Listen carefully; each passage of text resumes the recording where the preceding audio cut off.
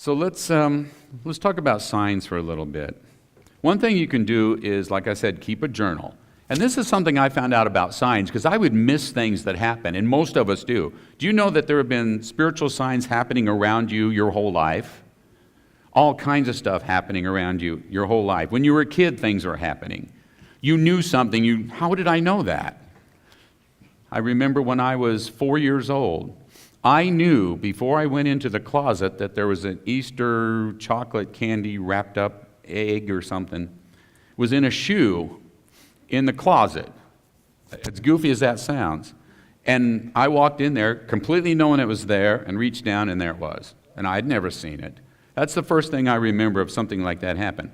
But those things usually come and go. We think they're coincidence.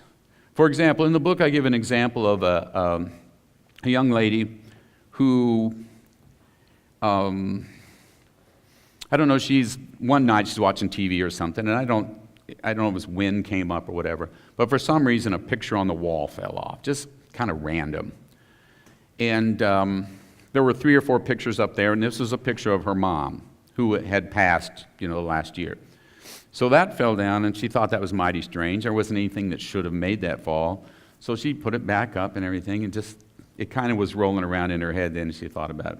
So the next morning, her alarm goes off, which she has music playing. And it's an old song she hasn't heard in years. And this song is, amazingly, her mom's favorite song that she remembered. And that pops up. So for the second time in a few hours, she goes, "Wow, Mom, your song." Now, let's say she's not an aware spiritual person at this point. She's just a person who goes to work.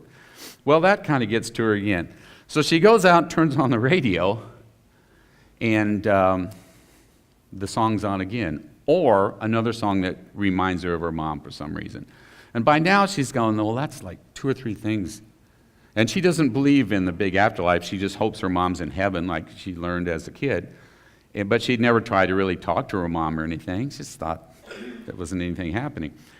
So by now she's thinking a little differently. You see how her awareness is slightly shifting. She's going, this is pretty strange. But then she kind of lets it go. She gets to work. She gets into the elevator to go up to the 4th floor. And it stops on the 2nd or 3rd floor, and a lady she hadn't noticed was standing back here, gets off, walks by her. And she gets a strong whiff of Chanel No. 5, her mom's very favorite perfume. And by now she's going, this is really, really interesting. Those kind of things happen to us all the time. And most of us just are not aware of it. We don't think about it. It's a coincidence.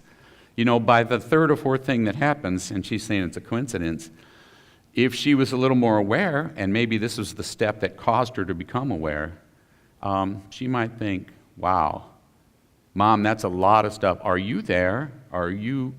And it might start opening the doors.